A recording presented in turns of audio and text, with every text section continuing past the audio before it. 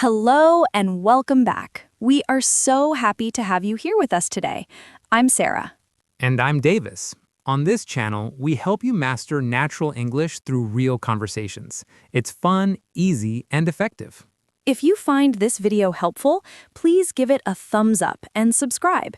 It really helps us out and keeps us motivated to make more lessons for you. Exactly. Today, we're going to explore a very common and useful topic: how to answer, "Tell me about yourself." You know, Davis, I used to hate this question. Whenever someone asked me, "Tell me about yourself," my mind would go blank. I would get so nervous. That is completely normal, Sarah. It feels like a big question. Students often think, do I talk about my job, my family, my hobbies? It can be overwhelming. Right. So today, we aren't just giving you a short script. We are going to break it down into a full system so you can answer confidently in any situation, whether it's a job interview or a coffee date. We will cover names, origins, careers, hobbies, and even your future goals. Are you ready? Let's jump right in. Let's start with the easiest part, the name. But let's add a little detail. Davis, how do you introduce yourself naturally? I usually say, "Hi, I'm Davis." But if I had a difficult name or a long name, I might add a nickname. That is a great tip. For example, if your name is Alexander, you might say, "Hi, I'm Alexander, but you can call me Alex." Exactly. "You can call me" is a very friendly phrase. It makes people feel closer to you immediately. So, I'm Sarah. I don't really have a nickname, so I'll just stick with Sarah. Next is where you are from. Now, Sarah, simply saying, "I am from Canada" is good, but how can we expand that? Well, sometimes people live in a different place than where they were born. For example, I could say, "I was born in Vancouver, but I grew up in Toronto." Oh, I like that distinction. Born in versus grew up in. That tells a story. What about you, Davis? I am from the United States. Specifically, I'm from California. However, I am currently based in New York.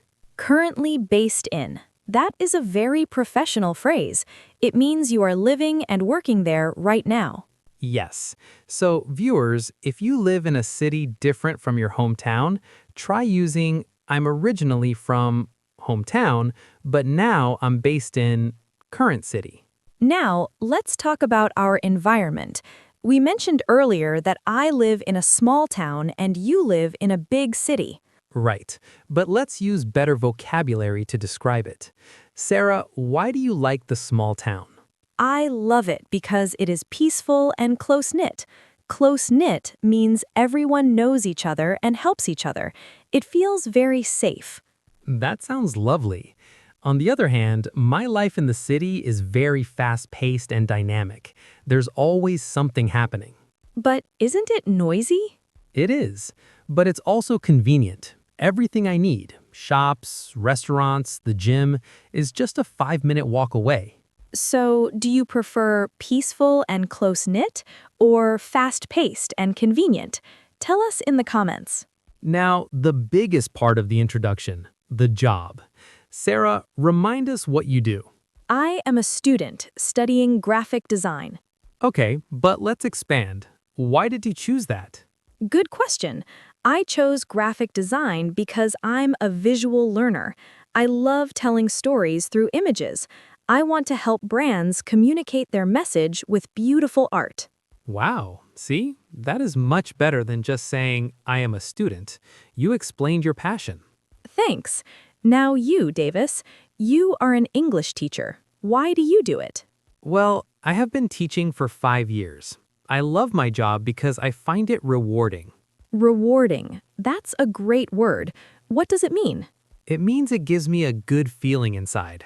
When I see a student improve their English and get a new job or make a new friend, I feel happy.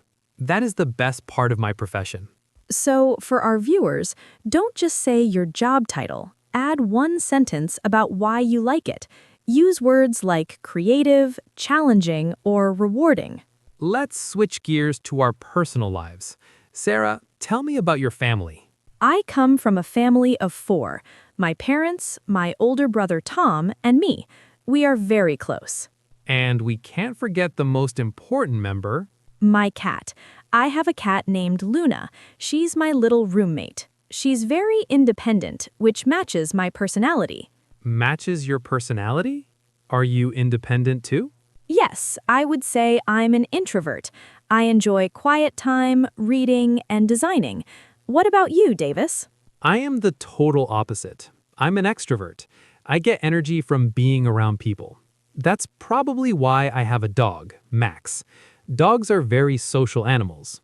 That makes sense. So, viewers, are you an introvert, like cats, or an extrovert, like dogs? This is a fun way to describe your personality in an introduction. We are almost done, but we need to talk about fun.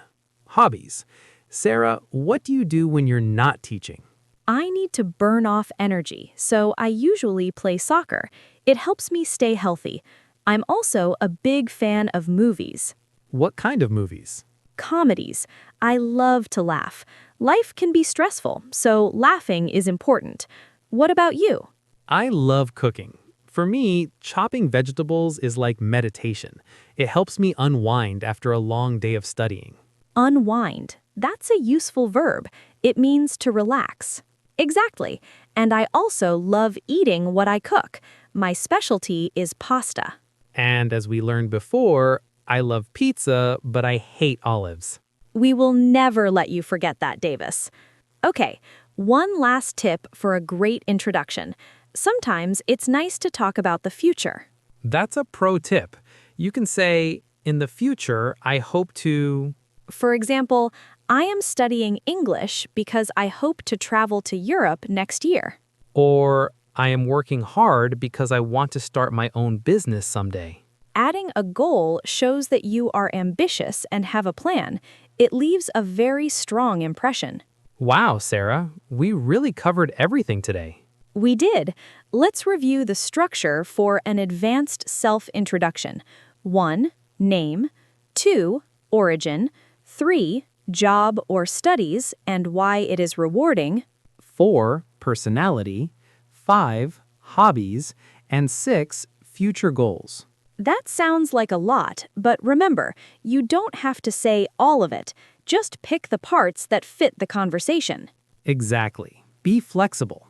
Now, we have a challenge for you. Do not just watch this video. Practice.